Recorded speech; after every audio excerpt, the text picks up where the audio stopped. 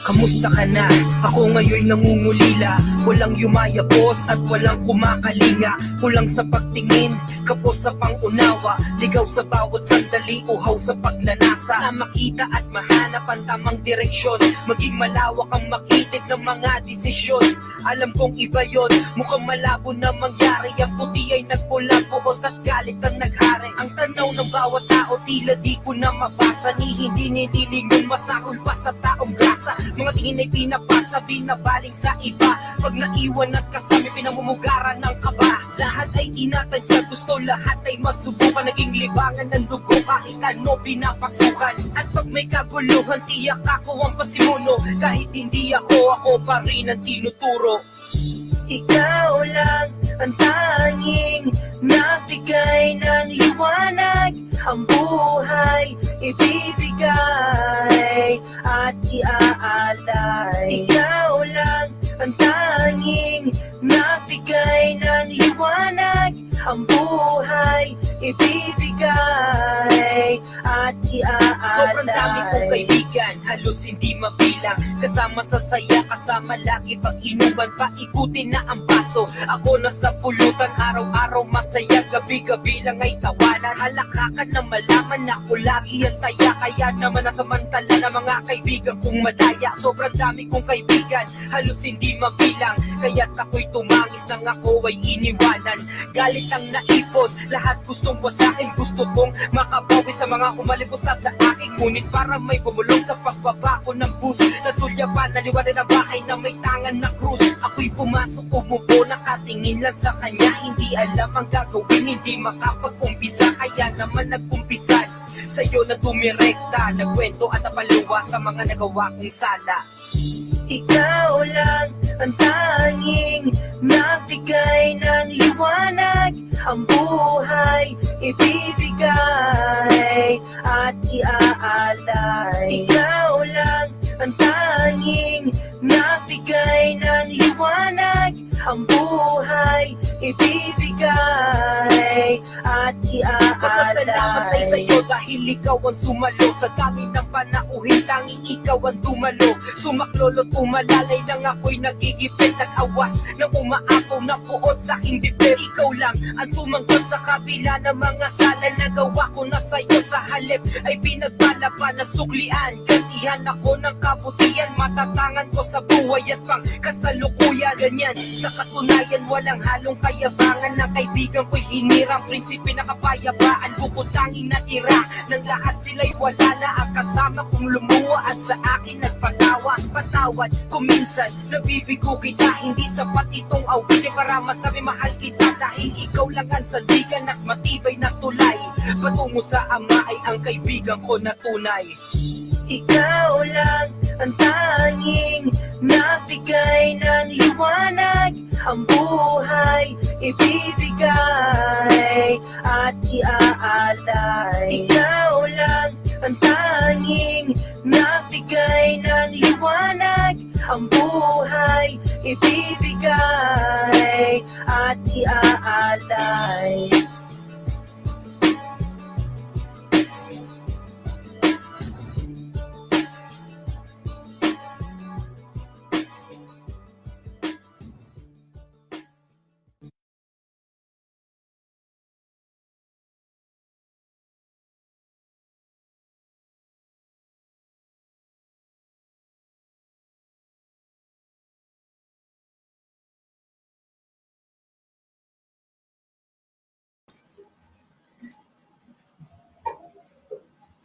Hello, everybody. Good evening.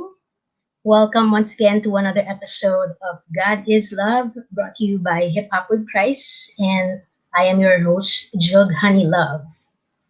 So that song that I just played is called Kaibigan, and it is a song performed, written by a friend from the hip hop community here. His name is 2J Tala. So he wrote that song based sa YouTube video 2014 pa, and he just recently shared to me that the link kasi I played another one of their songs a couple of weeks ago ata in one of my episodes. So it's really it's really great to be able to discover new or old songs, no?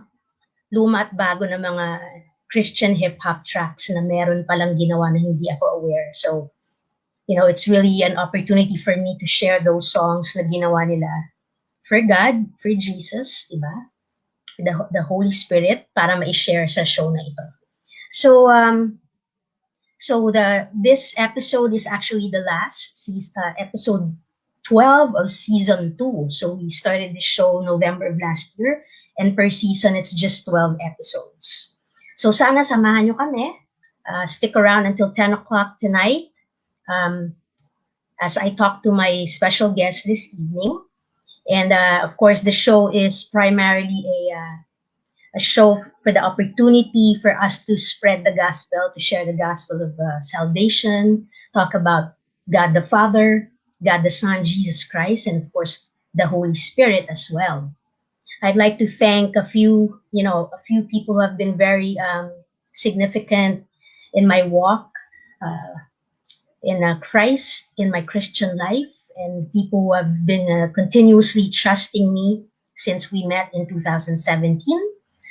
They are, of course, Brother Jeff Baines, Carlo Benavides, Pastor Glenn and Lynn Blakeney, Pastor Jonathan Montes, and of course, Pastor Stephen Lewis, who is one of the pastors who is doing the weekly show that we do every Wednesday night at 9 p.m. And it's just a 20 to 30-minute video showing. It's like a podcast of preachings and teachings, and we do that every Wednesday night through the same page, Hip Hop with Christ. And last Wednesday, nag-umpisa na si Pastor Jonathan Montes to alternate. So salitan sila ni Pastor Stephen Lewis. That series, called the Kingdom Culture Series, started last year with Pastor Glenn Blakeney, alternating with Pastor Stephen Lewis. So I'd like to invite the viewers as well, the listeners, on Wednesday nights, 9 p.m. To tune in. And of course, kung hindi kayo nakakasabay sa actual time, you can always watch the video at your convenience dito sa Hip Hop with Christ page. And I also do upload these videos of God is Love sa YouTube channel. All the links and all the information that you need about the show is indicated on the poster that I created and also on the captions. So I'd like to talk about my special guest this evening. Her name is Miss Reyna Nival. And I'm really thankful that she is available tonight to spend an hour and a half of her precious time to share very personal stuff about her journey as a Christian. I'd like to thank Pastor Jonathan Montes. It was through him, that I was able to connect with Reyna, our guest this evening. So with that being said, eto na. She's here in the backstage na, so let me put her in. Here we go. Good evening, Reyna. Welcome. Hi, sister. Good evening. Thank you for inviting me. Oo naman. Would you like to bumati ka muna? Because later, baka hindi na tayo makapagbatian. Yeah. Hello, everyone. To those people who are watching right now, thank you for taking this a part of your time. And I believe that God will, impart something powerful message that will encourage you, that will strengthen you, and renew your mind once again. Sa kanya. Pakilapit mo yung mic mo, sis. Medyo mahina. Yeah. Yan. Would you mind repeating what you said? Medyo humina na siya nung bandang dulo. Yeah. Like what I said, thank you for taking this a part of your time, and I believe that the message na ipapadala sa atin ngayon ng Panginoon ay talagang magbibigay po sa atin ng strength and renewal of fire ngayon Amen. sa ating mga buhay. Yes, that fire. Let's talk about that. But before that, I want to greet my mom. Moms, thanks for tuning in early. Good evening. Okay. Good evening. So let's talk about the fire muna, no, before we begin the interview. What is the fire for those who don't know what it's about, sis? Yeah, the fire from God, actually I cannot explain it well. Pero if you know God and you have relationship with Him, the fire that I'm talking about is the burden from the inside to talk about His love, to talk about His grace and mercy that you experience in your life. Yes. Unstoppable conviction na Yes. you're just uh, convinced that the love of God is transforming you from the inside and out. Thank you. So I couldn't have said it more eloquently. See, that's why I wanted you to explain it. Because when I post stuff about, Christianity, I always make it a point to use the fire emoji. Kasi that's Wow. exactly, kasi I really have that, I feel that, the need. And it's interesting, you Yes. said the burden, um, because I've talked about this in previous episodes that when you have something really powerful to share about God, and everything about Him is powerful in the first place, you Yes. have that fire burning inside of you that you're going to do everything you can to share about it. Eh. So, Yeah. at yun yung ginagawa nga natin, no? Kaya, uh, I thank the Lord because hindi ako nauubusan ng guests. There were weeks na hindi ako, kunyari, Sabado na wala pa akong guests. Pero bigla na lang meron ng last minute. So, it's a good thing that I already have a template for my poster. So, it's very easy for me to just, edit the poster. And then I choose a Bible verse on a weekly basis. Doon lang ako tumatagal dun sa Bible verse. Pero yung pag-edit ng poster, ready na siya. Lalagay ko na lang yung picture. So, it's just wonderful to have this opportunity, and it is a blessing for me to talk to different people, sharing and willing to really talk about testimonies. And testimonies would always, well, most of the time, would really reveal personal information, and not a lot of people are comfortable doing that.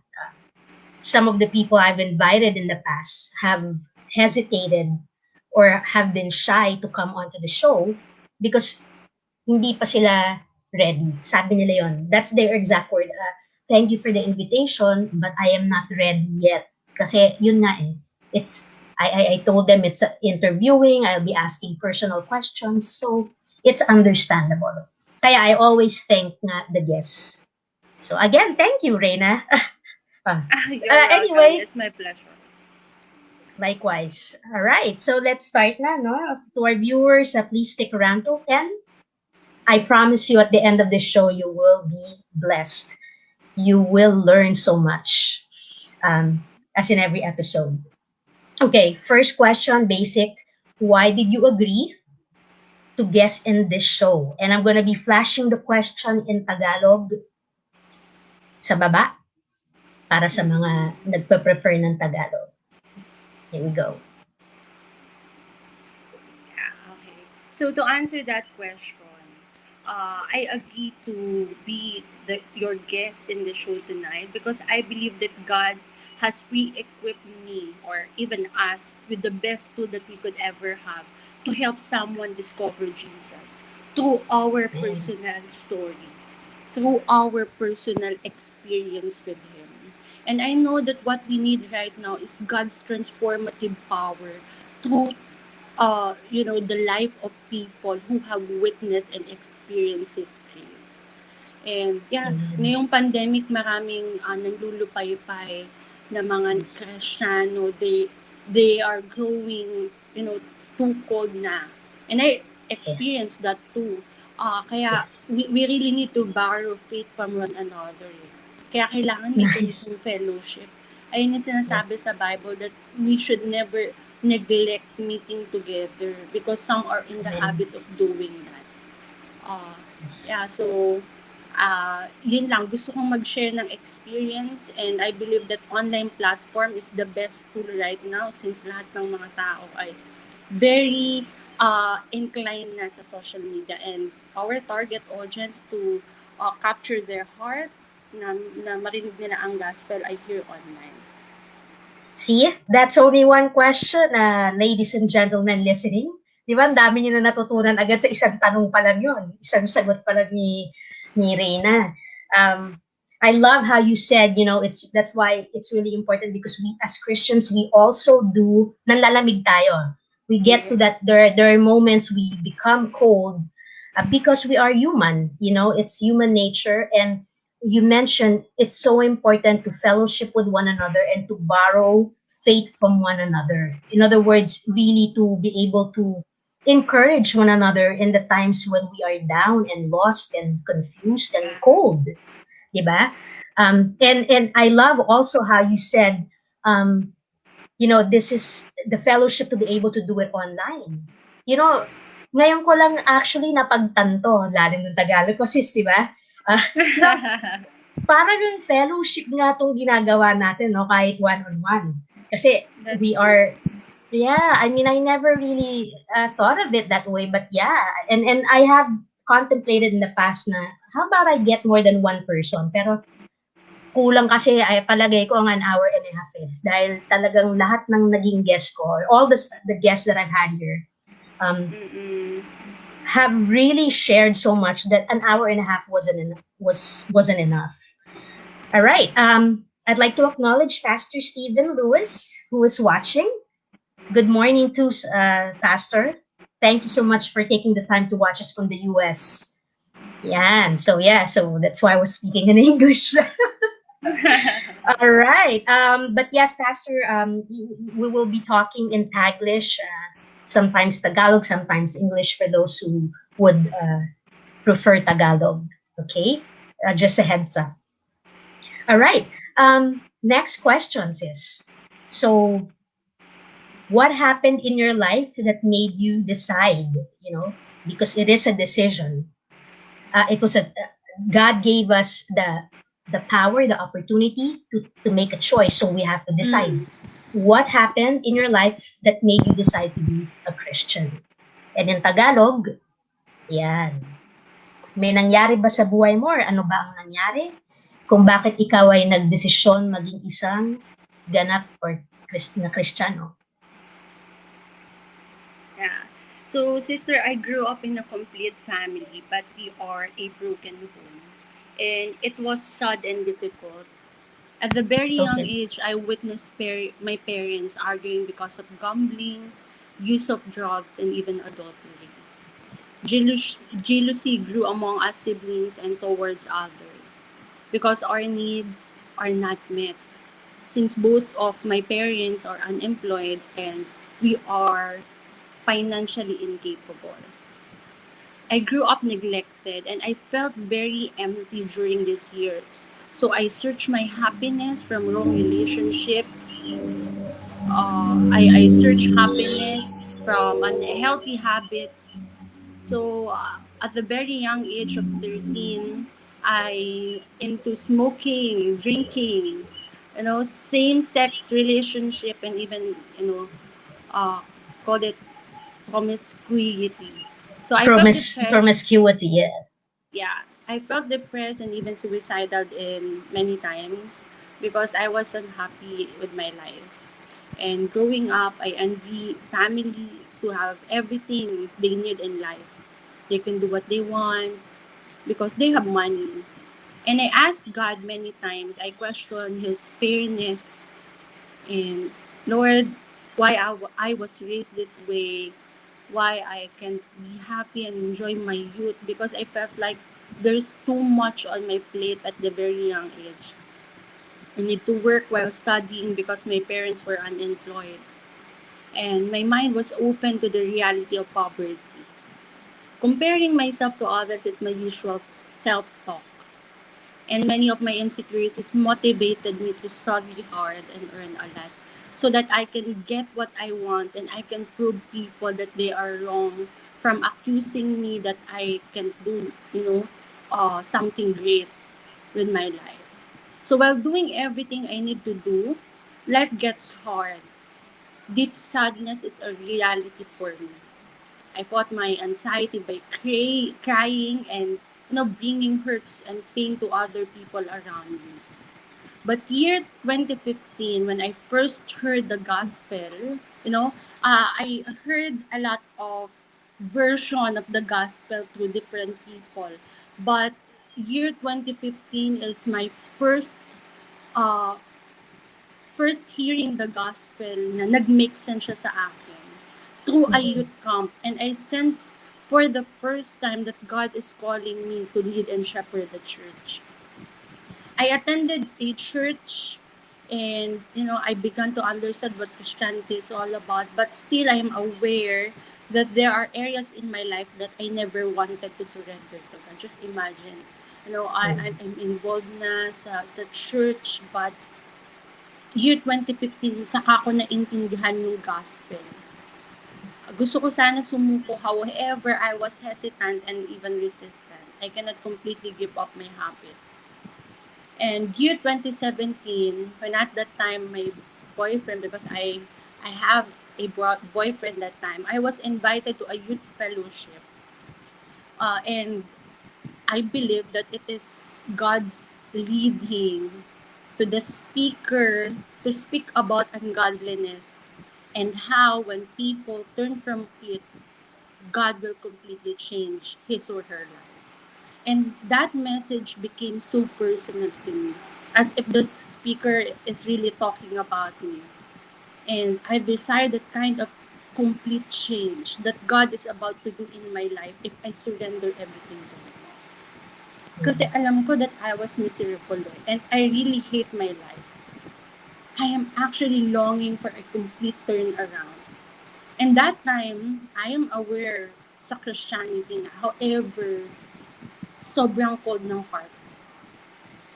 And in my hopeless situation, I felt that God reached down and took me away from darkness into light. That time, when I was hearing the preaching, I was crying a lot, confessing my sins. I saw myself acknowledging my pretensions, how miserable and dirty my inner life is. And that 27 encounter of the gospel again changed my life completely like never before, including receiving a purposeful life, and that is to lead people into a knowing and growing relationship with God. From that time, sister, God enabled me to cut every bad habits and ungodly relationships I had in the past, from friends to breaking up with my ex-boyfriend. I committed myself fully in the service of the Lord's work in our church, even if that means that I have to travel daily from school to Parañaque to Manila kasi I'm studying sa National University in Manila and I live in Parañaque. So that time when God convinced me to uh, stand to be a leader in our church, I have to go daily from Manila to Parañaque so that I can disciple people. Because God placed an increasing burden in my heart to share the love of Christ to our community and to reach out people around me, including yan, yung discipling young people in our church, to encourage them to do the same thing. And you know what, sister, by God's grace, He is using me as well to empower and coach students sa aming university. Kasi Amen. meron akong na-meet na campus mentor, siya ay missionary from CCC. Siya ay nag-cast ng vision niya sa buhay niya na ang sabi niya lang ay, my mission is life is to see people, until everyone knows someone who truly follows Jesus. Yung mission statement niya, I was caught by that, drive sa life niya na ito yung mission niya.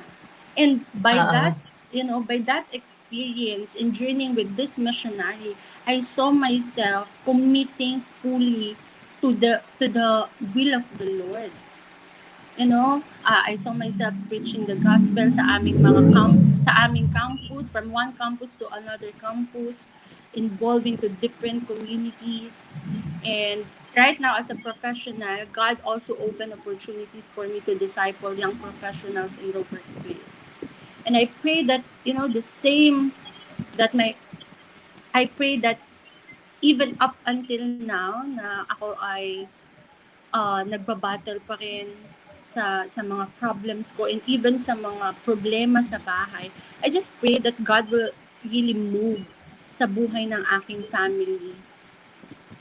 kahit Amen. na, oo, kasi akala ko ang sagot ay pera. Ang sagot ay pag nakatapos na ako ng pag-aaral, saka ko mai-experience yung love ng family ko. Kasi I felt like I was just an expense to them, you know. Kasi college pa lang Mhm. nag-aaral na. But when I graduated and have my work, the struggle is still the same. Yeah. Akala ko money ang sagot, but no. No, Yeah. it's So, not. yeah.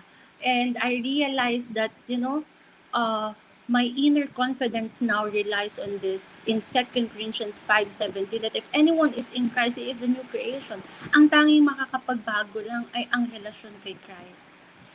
Yung tanging Amen. Yes. makakapagpatanggal lang ng old self, hindi lang sa akin, pero sa mga taong nasa paligid ko, because I get frustrated with the way they behave, the way they think, the way they speak, na Uh, I yes. nakaka-distract. I can relate Ah, sometimes, yes. yes. Kaya sometimes you really want them to push na sana magkaroon ng change. But Yes. I am not the Messiah. I cannot save Yes. them. I cannot change their life. So that's the time I committed my life to God and committed their life to Lord, na God, ikaw lang. And my personal favorite verse in the Bible, you will see that in Mark 8:36. Kasi nabuhay tayo na achiever, doon ako namulat that I really want to get everything so that people can approve me. But with this verse, according to this, it says, for what shall a man profit if he gains the whole world but loses his own soul? And I believe Yeah. na marami ding mga tao that they find security sa mga bagay na na-accomplish nila, sa mga bagay na magagaling sila. However, that Oo. is not the case. Nakita ko that the reality is that is not true. True life Yes. is found in no one else but in Jesus alone. And only Jesus truly satisfies. Amen. Your answer is just amazing. And I mean, it's really, there is really fire in there somewhere. Talagang nararamdaman ko eh. I can feel with the way you told your story. It's very difficult when we look for approval and affirmation from other people in our family, and when we think that money will solve everything. But see, now that we know that's not true, we're blessed because our eyes have been opened. Everything has been opened because we have learned, we have a relationship with Jesus, diba? I love how you mentioned that the relationship with Christ. It's really what's going to change everything in your life. I always reiterate or emphasize that the show is about relationships with Jesus Christ, with God, and it's not about religion. Before I continue, sis, I just want to acknowledge my friend Parker Beraka, or Beraka is actually the first gospel rapper here in the Philippines. And, ayan, bro, tama yan. So you can stick around while you're uploading because he's working and while listening. And of course, his friend naman is Odelio, who was also listening last week. And in addition to that, of course, Pastor Stephen is still watching. I think, a lot of people go through that, the same thing that you went through. When we're lost, we look for approval in the wrong places. Because we don't know that at the time, eh? And then even when we realize it, because we already heard about the gospel, there will always be resistance naman. But it's a good thing that with you, your resistance didn't last long, right? Because it didn't seem like it was that long. You said 2015, and then by 2017, you were already able to preach sa school, and you met the missionary. So it's a good thing that your resistance or whatever you were going through, how the enemy was trying to recapture you, didn't last long, right? Because the conviction in you because of God is really powerful. So you were able to really fight it off, di ba? When we don't know Christ, when we don't know God, the Father, God, the Son, the Holy Spirit, we're forever going to be owned by the enemy living in this world, right? Because we were born as sinners, uh, all because of what happened with Adam and Eve. So learning about Jesus, seeking the gospel, accepting him, trusting him, committing your life to him, everything is the only solution. At yun nga, that's why you have that fire. And it's just amazing to listen to you. So kasi I really, really feel it. And I hope, our viewers are feeling it too. The viewers who don't know you anyway, personally. All right. Let's next question, no? All right. In English, here. So what is the most important goal or mission in your life today? And in Tagalog, oh, I'm sorry. No, I asked the wrong question. This is the right question. And in English is, do you think you could have survived all your trials and problems without faith? Um, without faith, you mean talking about, without having a relationship with God. I believe that humans can live without religion, but they cannot live without spirituality and knowing Jesus Christ. Yeah, Kasi nice magkaibang point. entity silang dalawa. And Oo. sometimes, religion between spirituality, because of lack of awareness, napapagbaliktad sila. Yeah. And, yeah, people can live, kaya may mga atheistic. I encounter a lot of students na, when I am sharing the gospel, I encounter students who really refuse to believe in God. But, you know, feeling the love of God from the inside and out, I'm asking myself, how can they live without God, Pero Yeah. meron talagang mga taong nabubuhay without, knowing the Lord Jesus Christ. In knowledge, they are aware that there is God. But they are, in denial. Uh, Yes. People can live kasi pwede silang magkaroon ng faith sa skills nila. They can have Sa ibang faith sa bagay. knowledge nila. Yes. Sa idea, sa sarili nilang diskarte. But those are weak foundations. And without placing the right, the faith in the right place, in the right person, in the person of the Lord Jesus Christ, the Holy Spirit and God the Father, magpo-fall into the trap of the enemy. Because Yeah. ang gusto ng Diyos sa buhay natin ay abundant life, for us to experience abundant life. Pero kapag na-displace ang faith natin at ito ay place natin sa mga weak foundations na ito, stealing, killing, and destroying, nagkaroon ng open door for the enemy. Na Yeah. manakaw yung peace, na manakaw yung joy. Katulad ng sinabi mo kanina, may mga fulfillment kasi, temporary fulfillment na nakukuha ang tao. Sa achievement sa studies, sa achievement in landing to a great job, getting their dream house, or even dream person. Pero without faith in God, the Lord Jesus Christ, I believe that it is really impossible to please God, according to Hebrews 11:6. Because anyone who comes to Him must believe that He exists and that He rewards those who earnestly seek Him.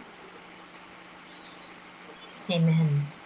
Yes, it's a good point that you mentioned having faith in other things or other people. Kasi faith, of course, the faith that I'm talking about is faith in God, but other people, of course, understand faith to be wider than that, Yeah.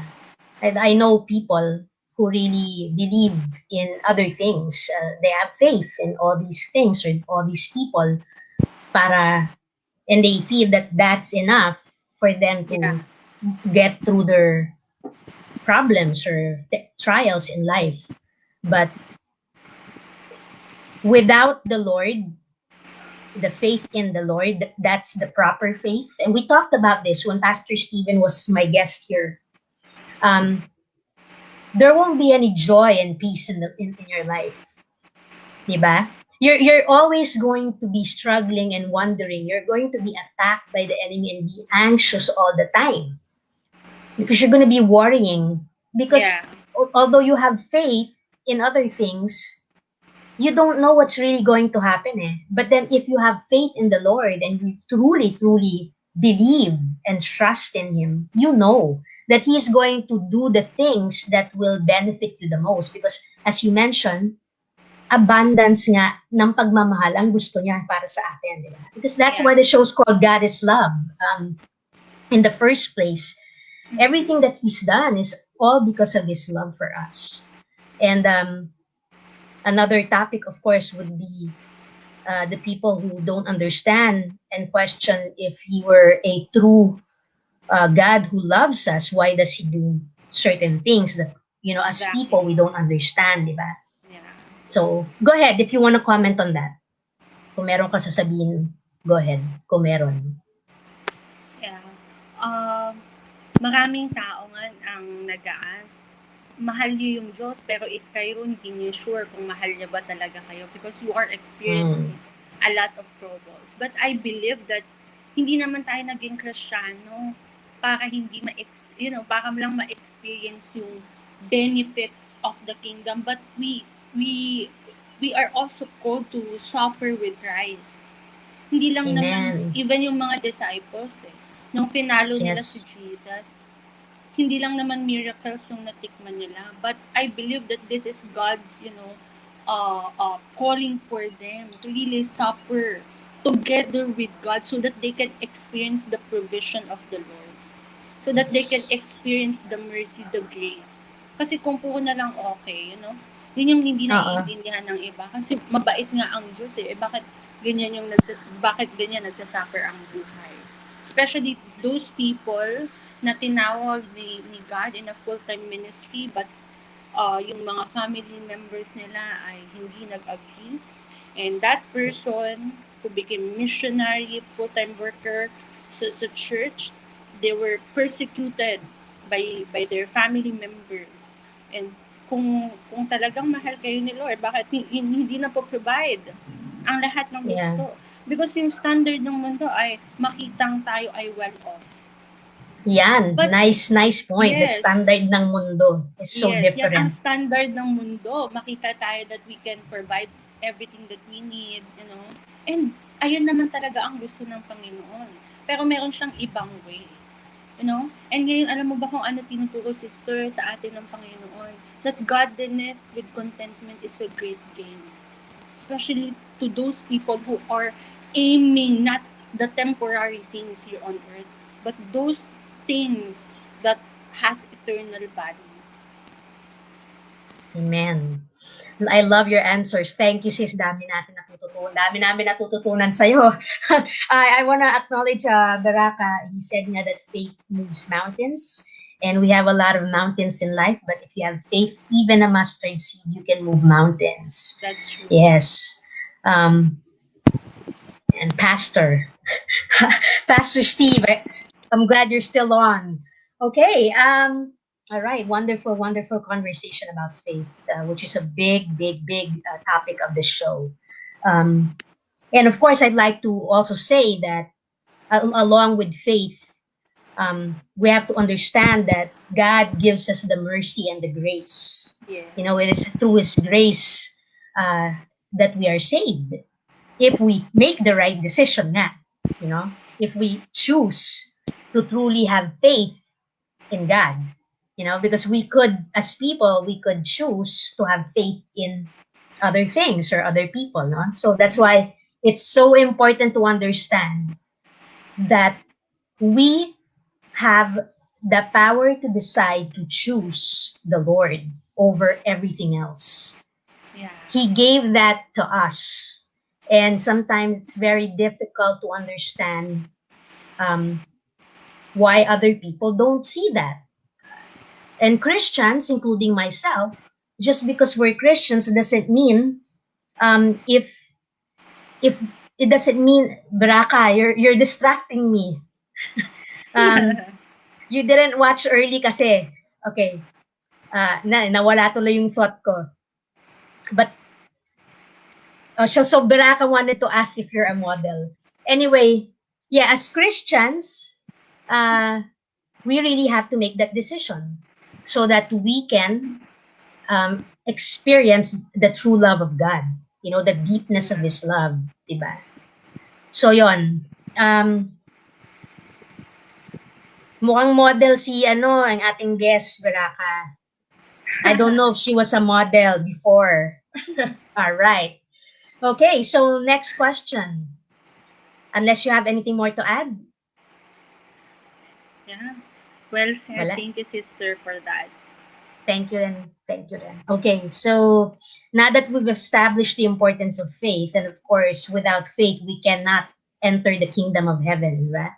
Yeah. We need that.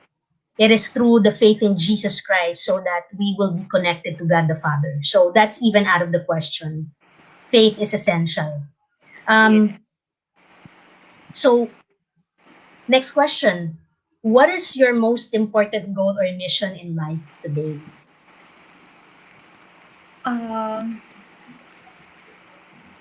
Knowing myself, I am very passionate in leading people into a knowing and growing relationship with Christ. And that is our church mission.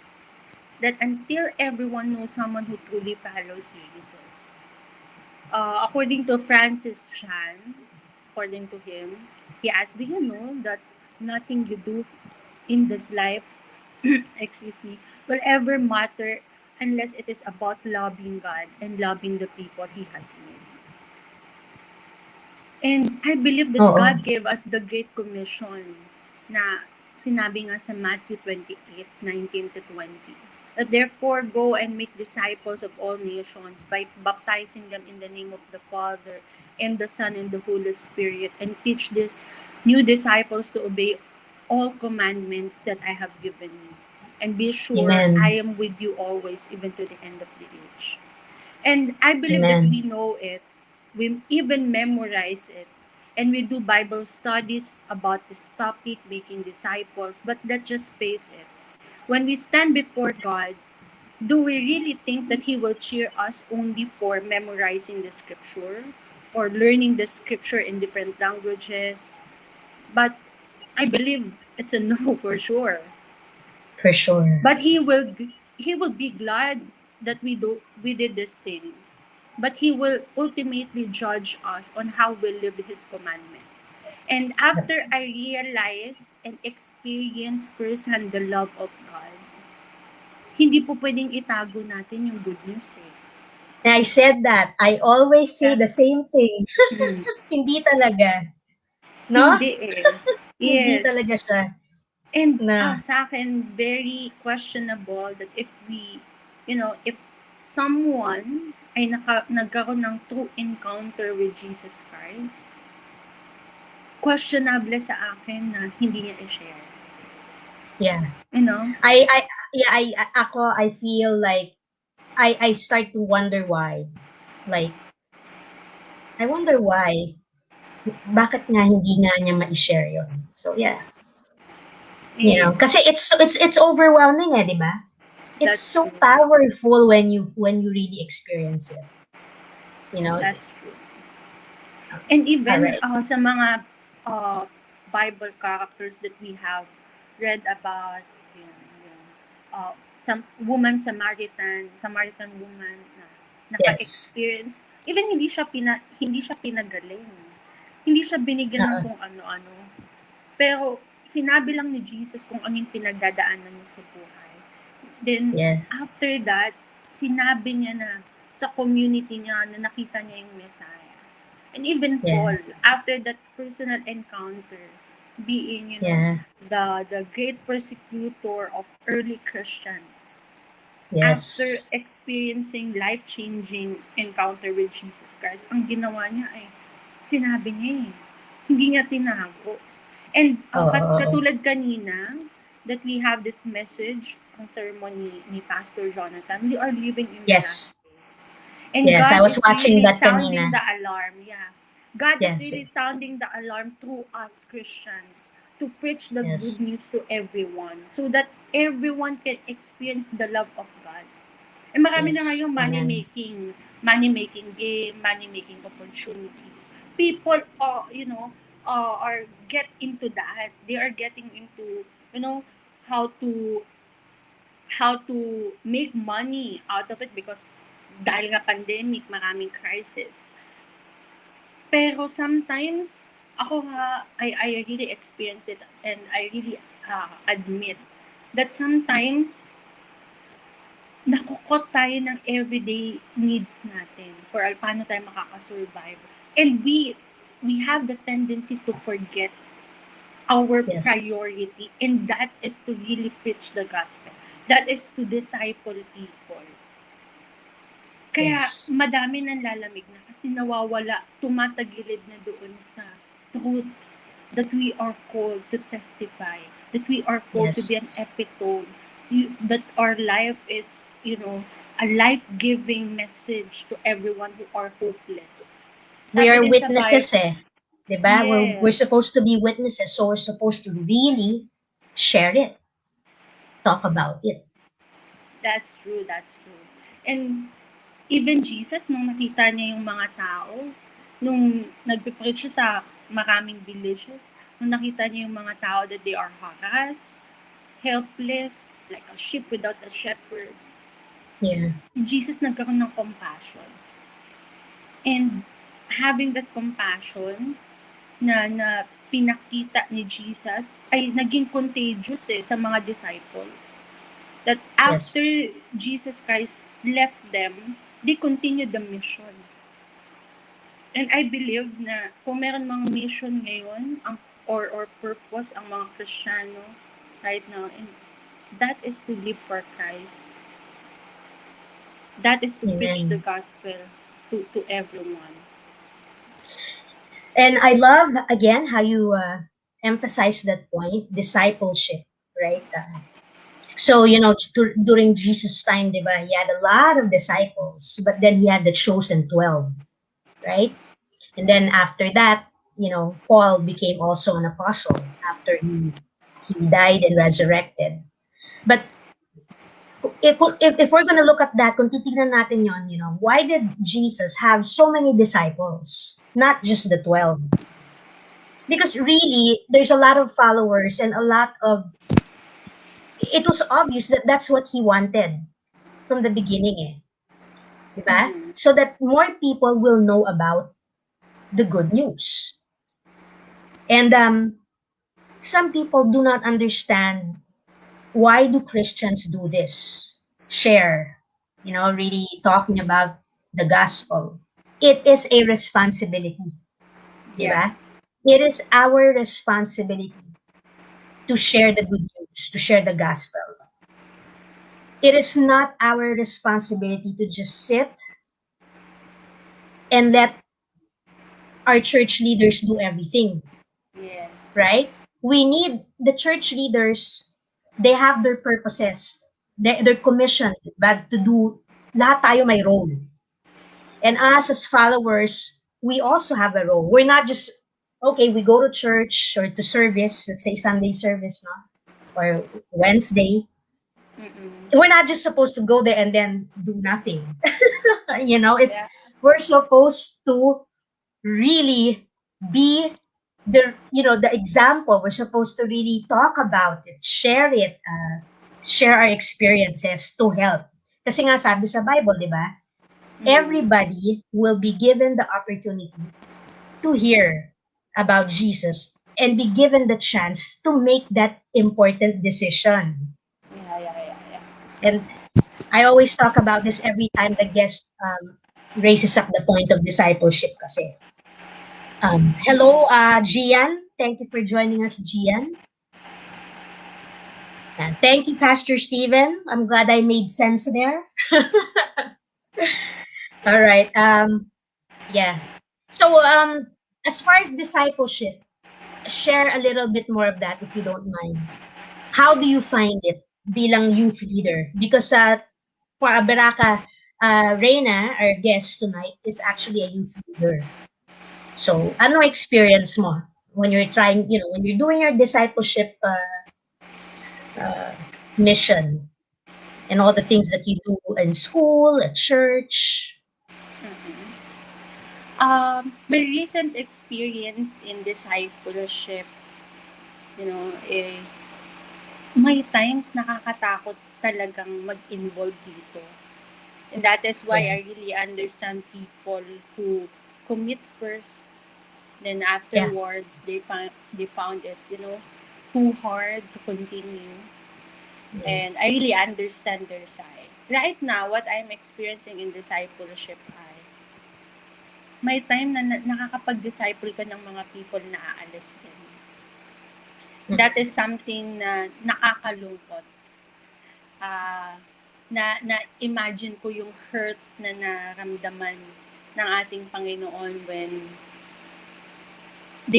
yung mga tao na sumunod sa kanya ay iniwan siya. Lalo na nung mga nagpipreach na siya ng mga sobrang matitinik na katotohanan that He is the Father are one, and Yeah, that is na siya lang ang only way. I'm the way, the truth, and the life. Tapos, marami pa, lalo na nung nagre-require na ng commitment.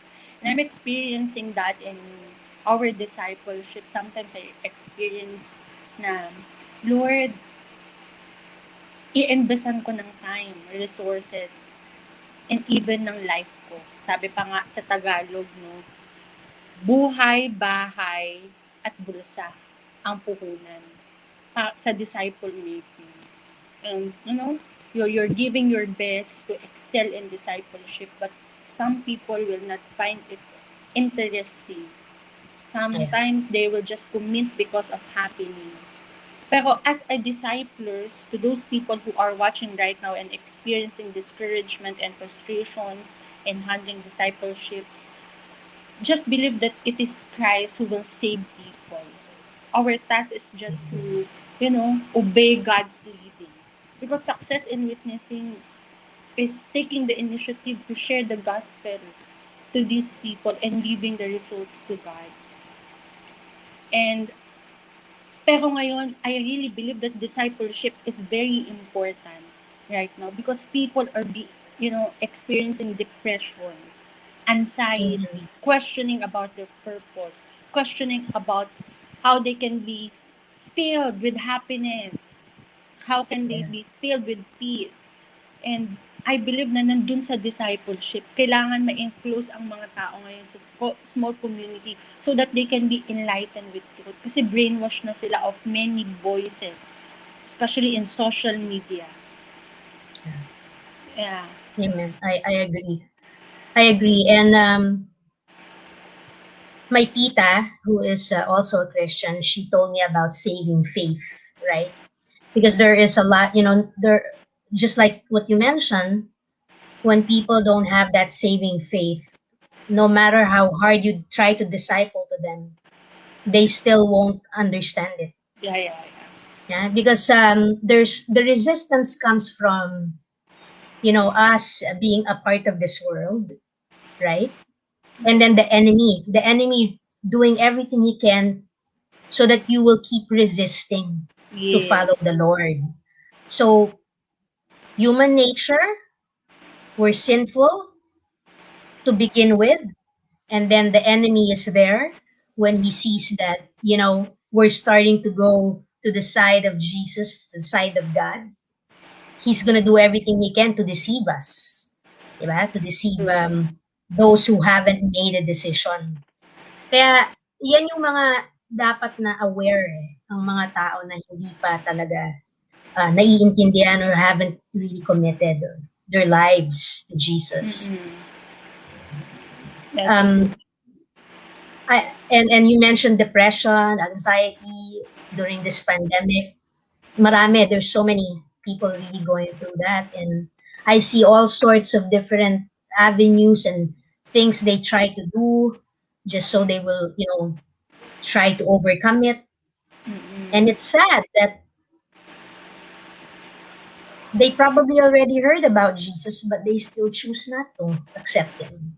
And like what you said, you're not the Messiah, so all we can do is really just do what we can, diba? Share, and then pray that hopefully they'll receive that saving faith and accept, and then start their journey, you know?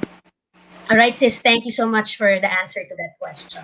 But yeah, that's definitely a mission because discipleship is not no easy task. I mean, That's true. but God is of course using you. Sabi nga ni Pastor Stephen here. Pastor Stephen commented earlier that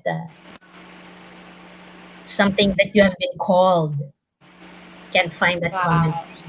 Yeah, something. When I find it, want to reiterate that. Okay, so next question. All right, here's the last question, and then after this, we can continue talking for different topics are related to these questions.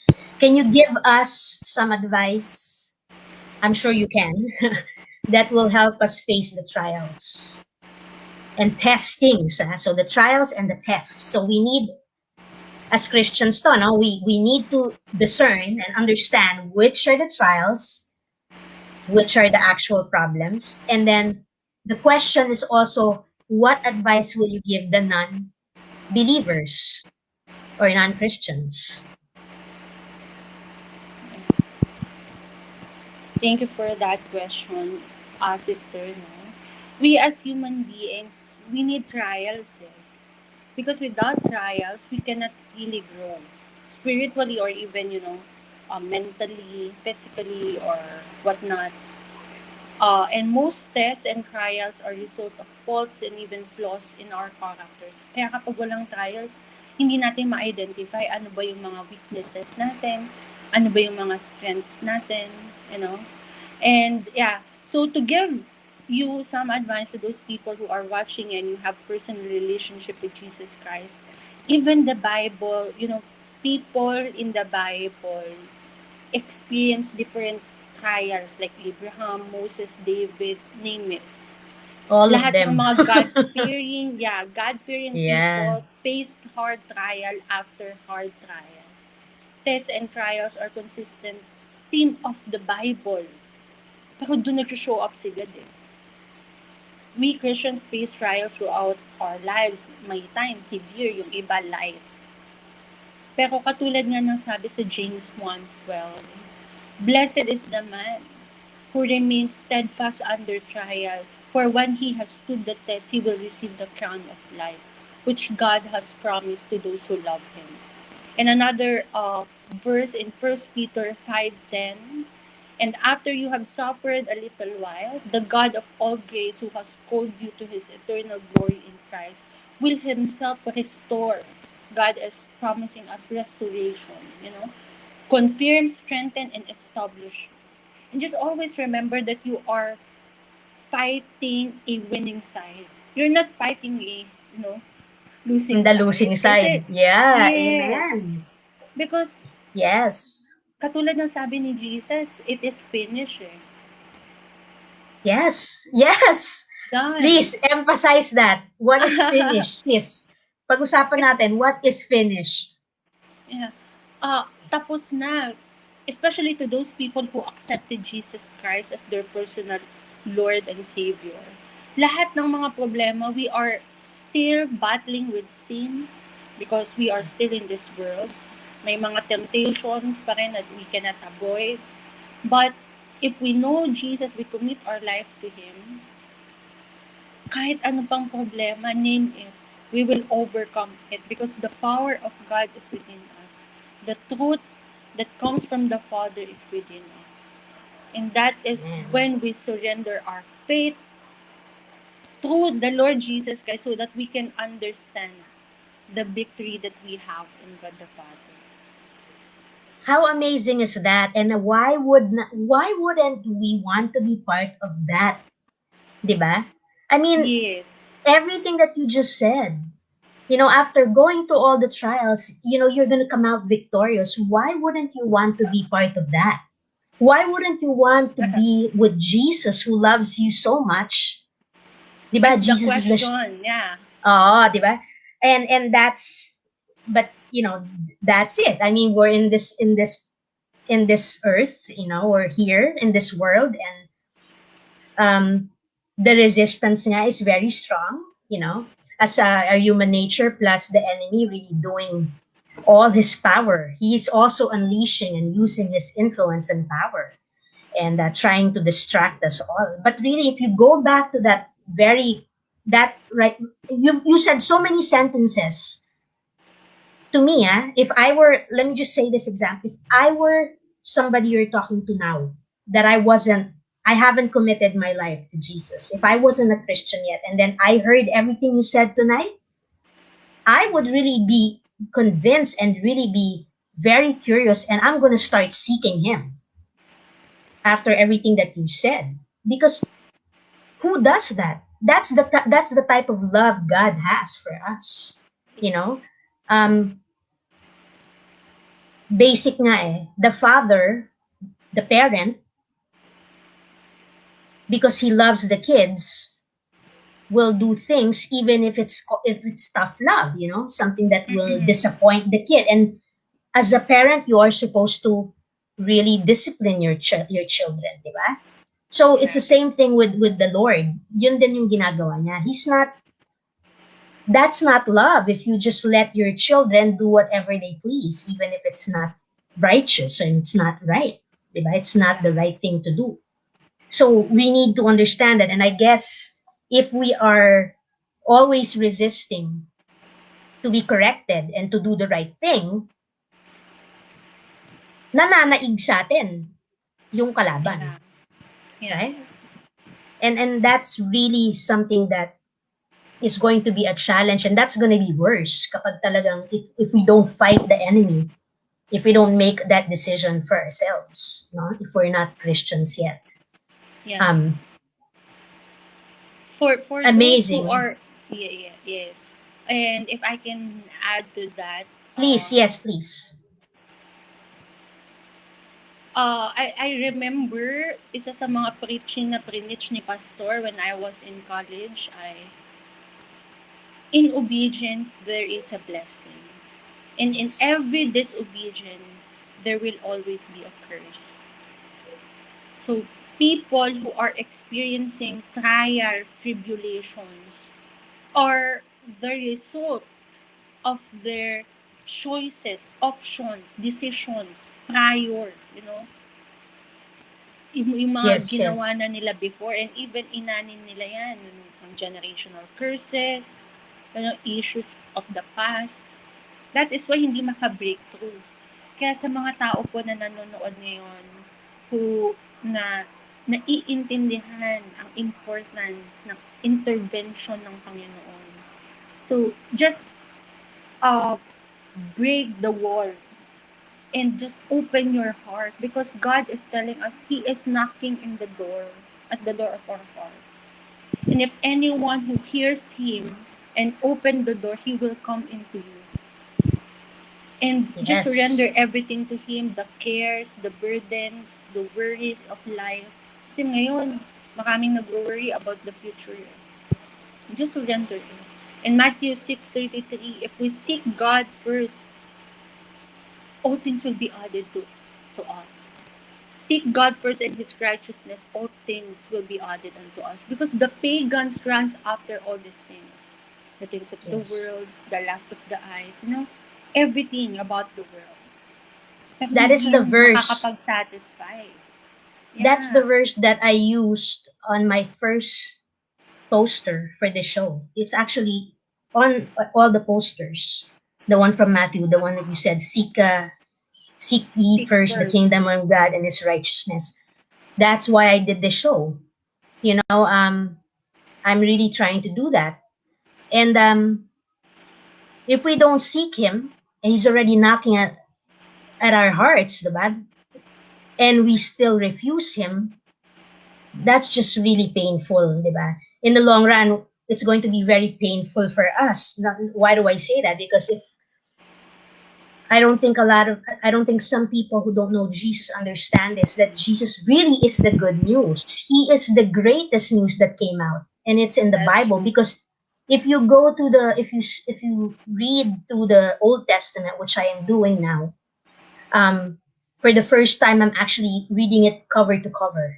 So I'm in the Old Testament now. All throughout my life, I've read a lot of it, but not cover to cover. So I really didn't understand the chronology, the sequencing, the time frame, you know. Mhm.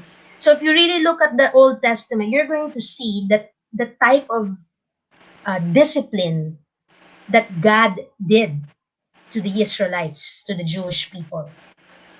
And, you know, sometimes maybe that's what others know. That's why they say, God, how can God be love when, do you know what he did before during that time?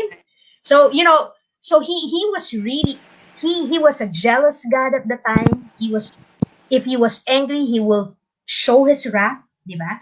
He would, but he was helping David and all the other kings throughout that journey of war, the season of war, when they were, you know, conquering the promised land, diba? When they came out of Egypt. Kaya everything was a different God at the time there, but he's the same. So, you know, from the time of Noah, when he tried to, well, not tried, but he washed out the world through Noah and the ark, right? And then still he brought his chosen people, the Israelites, out of Egypt, out of bondage, brought them, delivered them through the promised land. But grabe, grabe yung ginawa kay God ng mga Israelites, di ba? Yeah. So, but then through the prophets, they know that there's going to be greater news coming, and that's Jesus. Mhm. So, mas ma-appreciate mo talaga kung nabasa mo rin yung Old Testament eh. Kasi That's true. makikita, That's true. we're basically, what I'm trying to say here is that God is not doing to us at this moment what He was doing back then, but He will be doing that in the future.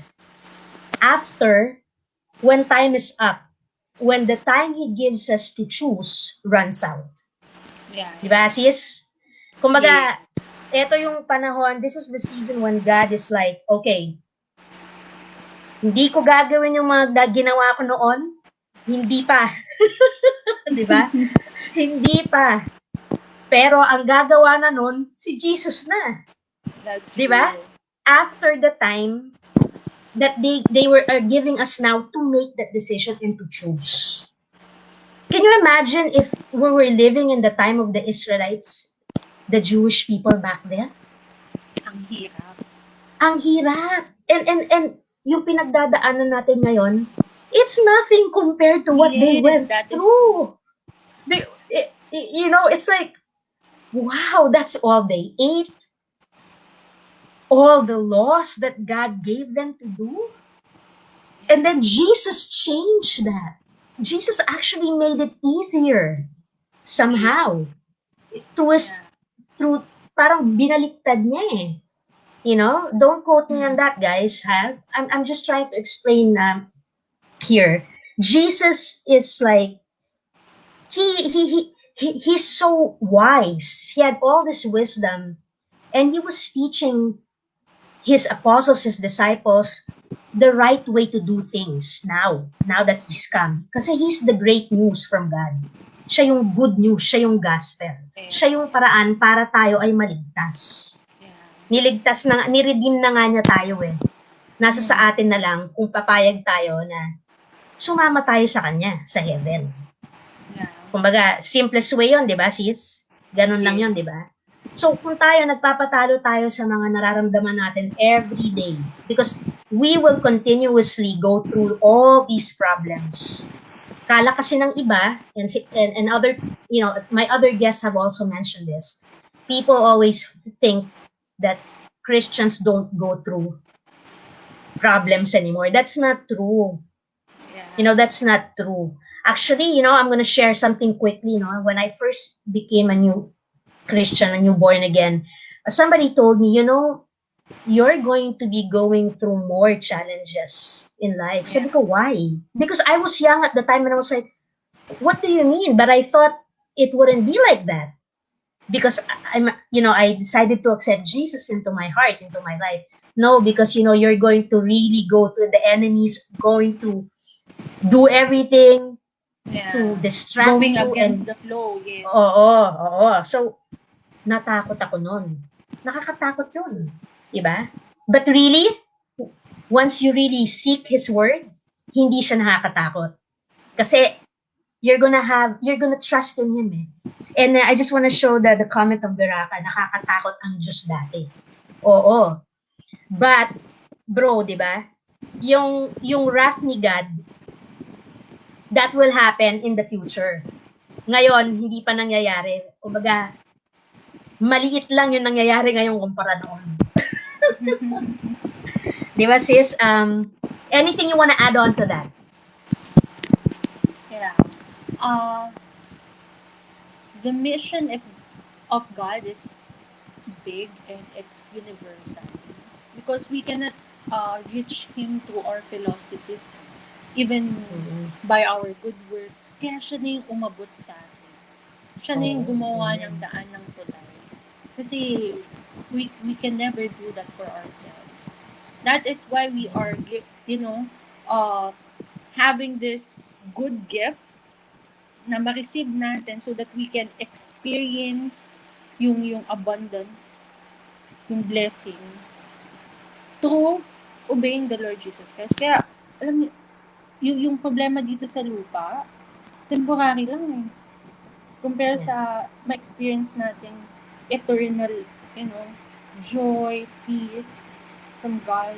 And babalik tayo dun sa question na about dyan sa suffering, ano ang kailangan matutunan natin, na these are just temporary things. So just fix our eyes upon Jesus, the author and the finisher of our faith. Sovereign si God. He is in control. Alam niya ginagawa niya. Even our testings, trials na pinagdadaanan natin can be a bridge, for us to go sa destiny na prepare niya sa atin. Katulad ni Joshua, yung pagbagsak ng Jericho. Yes. Naging tulay yun para ma-conquer nila yung land. Same with us. Yes. And for those who are watching or listening or in the future, those who will watch the show at a different time, and if you haven't really read the Bible, we encourage you to really read it. So that what we're talking about, you will believe for yourself. Diba?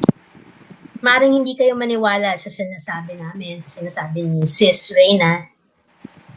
You'll only understand it if you really read it yourself. Take the time. Really make a decision to read it and really study it.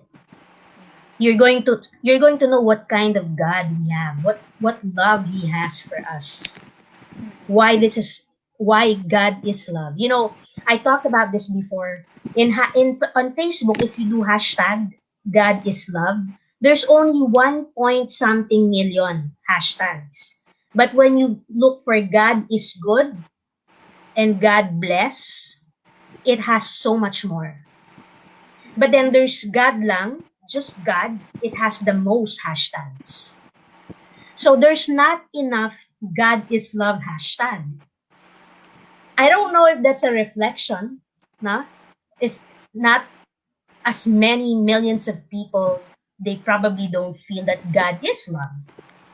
Then, that's something that we really need to, as disciples nga, no? Kaya nga discipleship is important eh.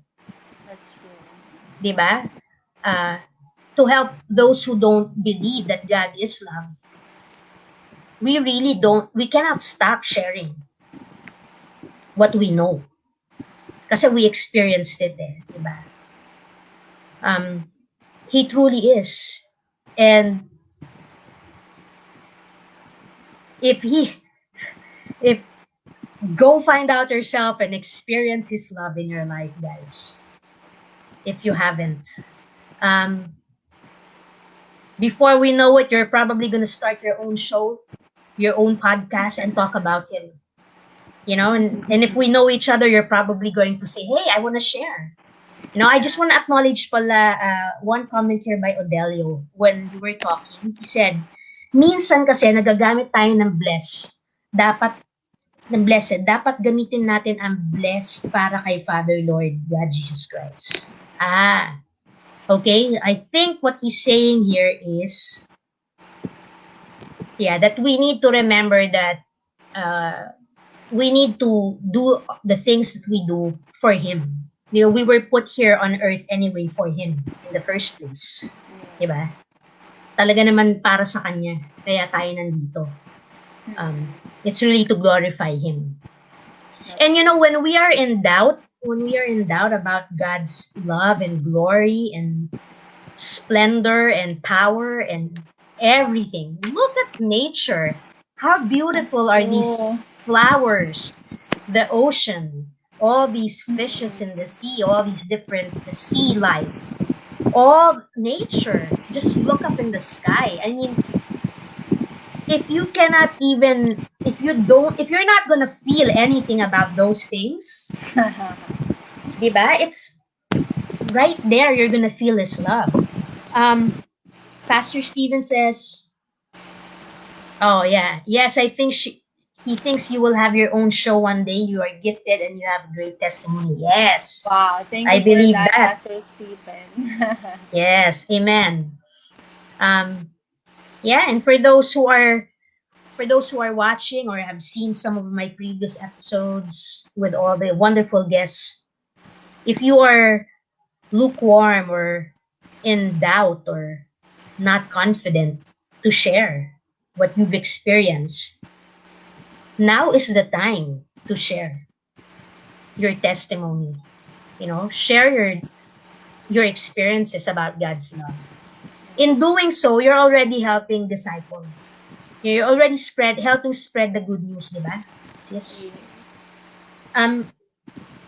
But syempre, let's reiterate, emphasize the important things that we have to do. Fellowshipping, of course, attending service with our pastors, of course, diba? And all that is in the Bible as well, eh. The pastors, diba? The priests, the pastors, the evangelists, they all have their purposes. Ganon kalupit ang plano ng Panginoon para sa atin. He prepared everything. So, we still have time, sis. Is there anything else you want to talk about? Please, you want to talk about grace, mercy, anything goes now. Feel free. Right now, I just want to, thank you. God is impressing to me that you are, a brave woman, and God Thank is you. sending encouragement sa'yo mismo as you are continually doing this to help people and be enlightened sa word niya. So that you would know that God really appreciates what you are doing and everything is not in vain in Him. And you are really impacting people. Those people who are, watching, giving their comments, mayroong transformation nangyayari sa kanila. And alam ko, marami kang ginagawa, but God really appreciates you for doing this a priority and for bringing the good news sa platform na kasi bibihira to. And God is, encouraging you, comforting you that He will really enlarge your territory and even enhance you, bring influential people so that you can excel more and lahat ng kailangan mo, He will really provide so that you would know that He is on your side and He will never leave you nor forsake you. Thank you, sis. Thank you so much for those beautiful words of encouragement and, vote of confidence mo for me. I am just doing, my desire in my heart is really the most powerful right now at this time of my life to do this. That's why I'm doing it. I've always hesitated in the past to put God first in my life. But now it's different. I don't want to talk about what I do, not everything, but I already mentioned kanina na I'm currently reading the Bible for the first time from cover to cover, from the first book to the end. I'm doing it in 40 days just to really scan through it and read as much as I can. And of course, I'm going to go back to it again because I have this study Bible that I've had for years and never really opened it again. I opened it noon, then I would open it again after how many years, and then I would just, on and off, So I went through that, what you said kanina, nanlalamig because life took over me. But I am trying to put God first in my life right now, and that's why I am really intentionally, because I really made the decision now to really put him first. That's what I'm trying to really do, and I really appreciate your kind words, and of course Pastor Stephen also for guiding me and encouraging me. Thank you so much. Mom, thank you. And Bro Beraka, thank you. I don't know as much. There's so much I don't know yet, but I do this every Sunday night, praying that he guides me through every episode. And I have a different feeling every Sunday night. Totoo yan. Talagang iba siya. Iba ang Sunday night ko. It's something really transformative nga, what you're saying kanina. And I cannot wait till, I'm done cover to cover with the Bible. I'm in the book of Isaiah now. Iba yung the feeling is different when you read it from the first book all the way straight. It's very different than when you read it like, jumping from one book to the next. It's different in my experience. The New Testament, of course, I've read so many of it, so many times, but not all of it. So ngayon, I'm excited to like really go through that straight, and really equip myself.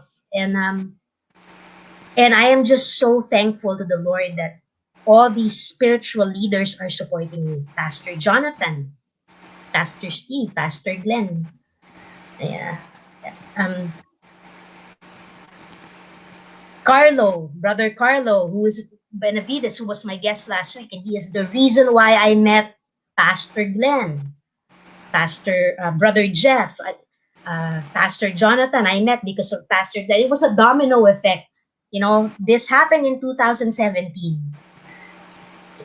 When I went back, when I decided to like, hey, let me really do more.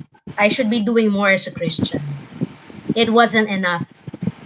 Kaya to those who are, listening, what Sis Reyna said earlier in the show, that, we all go through that as Christians, that we sometimes nanlalamig tayo because we tend to prioritize life over putting God first. It happened to me so many times. It might happen again. Hopefully not, no? Hopefully no more. It does happen. So we really need to have a strong resolve and really, have that faith and remember all the good things that he has done for us and what he promises us. And we need to remember the grace that God showed us, his mercy through Jesus Christ. Diba? Jesus is our shepherd. Without him, we're lost sheep. Diba? Diba we're always lost and we're always lonely or sad and we're looking for somebody to comfort us? To fill us. To fill us? Thank you, Bro Baraka. Yes, I will keep reading it even if I'm done na. I will read it again because I have my study Bible and we learn. And I want to be ready. I want to be equipped. I don't want to be trying to disciple people and when I'm not ready, So, this show is just amazing because I'm really getting to be blessed by my guests, including you, sis. Talagang thank you so much for your testimony, your time tonight. Everything you shared is so My powerful. pleasure. Everything you emphasize. Thank you, Pastor Jonathan, if you're watching. You know, for connecting Reyna and I, so she can guest in the show. Um, to the hip hop artists that I'm fully connected with. That's why this is hip hop with Christ. Um, in your own time, hopefully, you will be encouraged to really get off that fence and really choose the Lord and really be empowered and create songs that will glorify Him. No, um, we have this show. They're brand new shows on Facebook Live. It's by Brother Baraka and si Gian, who was kanina na nanood din. Bago lang yon. They're hip-hop artists and they're doing this online show sa Facebook na puro Christian rap music. Kasi madami yun eh. Pero alam mo, sis, sa hip-hop, hindi napapansin ng Christian rap, ang gospel rap. Hindi pinapansin yan kahit napakaganda ng laman. And siguro ganun din sa iba.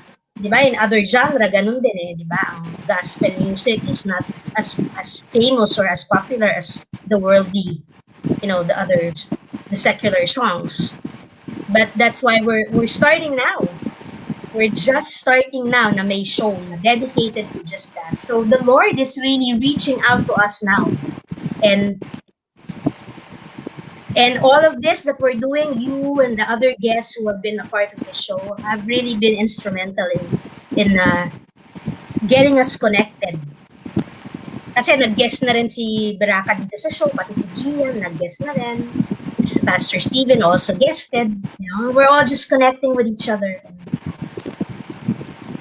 sharing what we know about the Lord.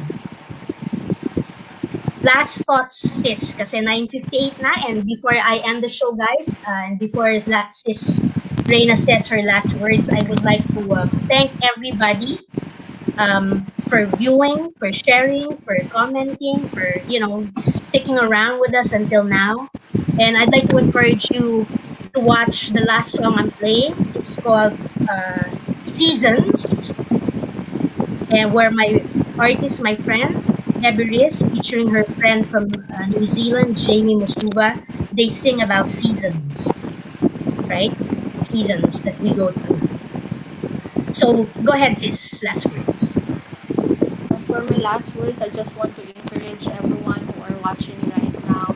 Don't stop loving Christ, serving like Christ, and don't stop loving God.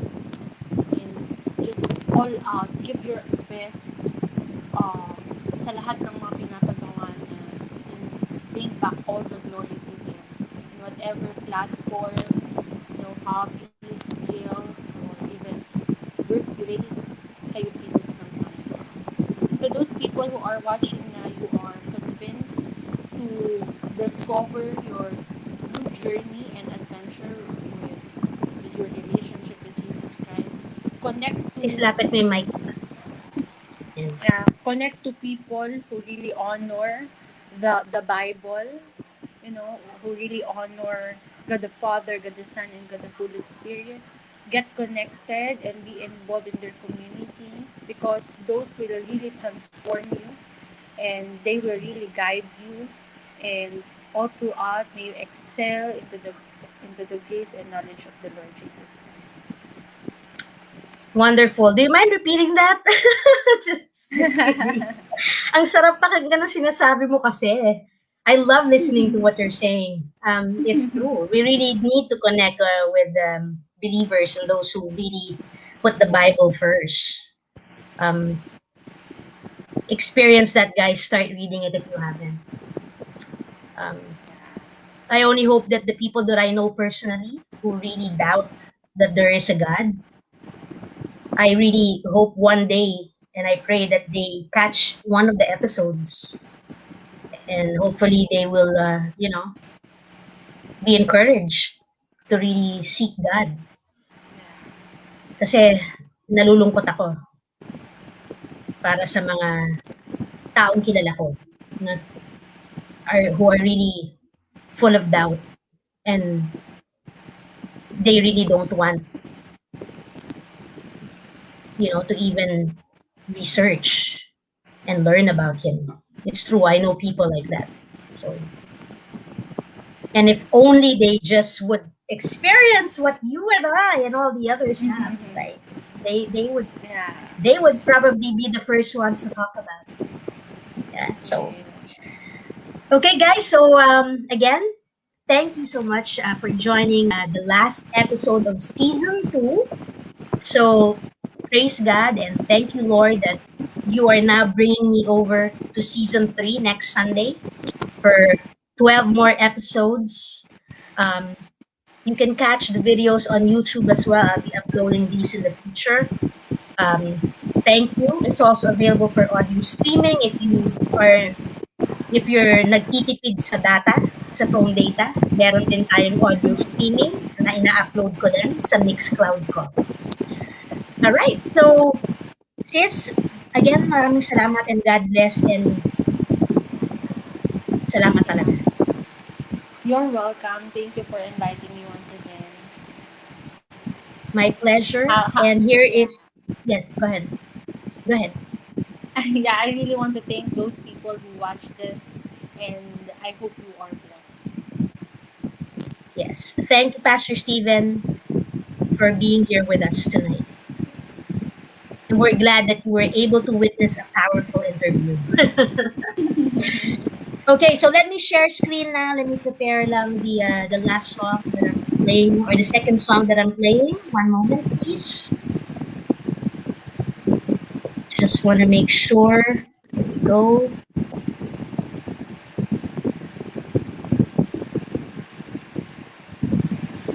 Teka lang sis Kasi I'm also the technician so medyo mabagal tayo. Here we go. Yeah, sure. Take your time. Alright, so guys, thank you, ma'am. Enjoy. Please don't hesitate, guys, to share this video if you feel that you can help share great stories of God, of the Lord. Please do share this video. Good night, everybody. Stay safe. And see you next Sunday night, 8:30 p.m. to 10 p.m. Here's the last song. It's called Seasons.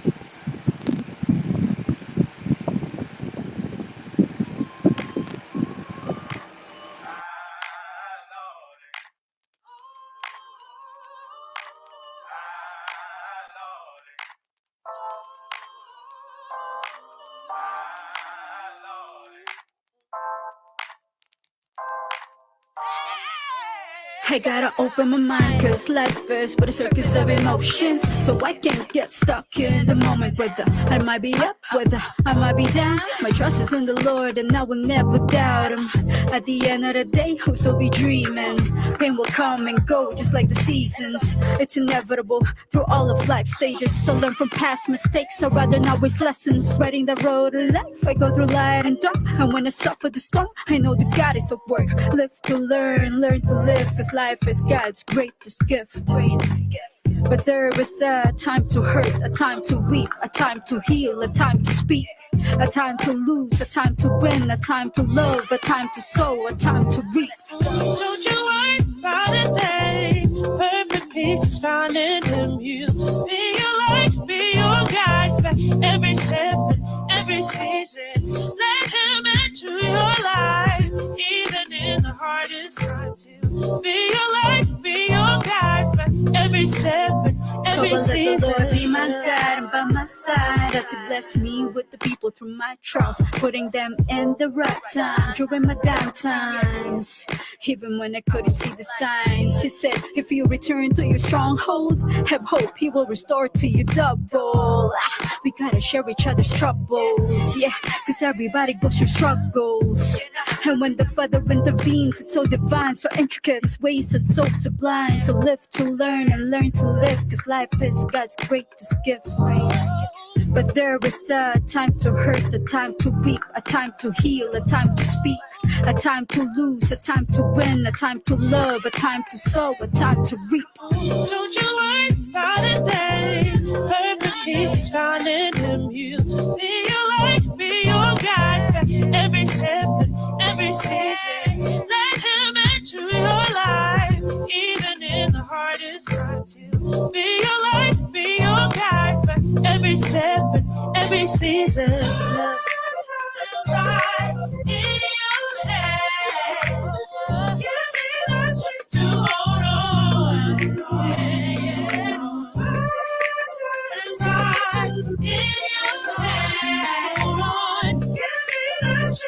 hold on. Don't you worry about a thing. Perfect peace is found in Him. Be your light, be your guide for every step and every season. Let Him enter your life, even in the hardest times. Be your light, be your guide for every step and every season. 'Cause there is a time to hurt, a time to weep, a time to heal, a time to speak, a time to lose, a time to win, a time to love, a time to sow, a time to reap.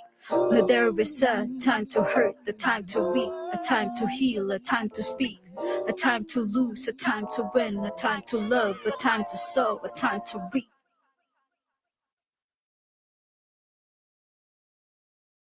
Have mercy upon me, O God, according to your loving kindness.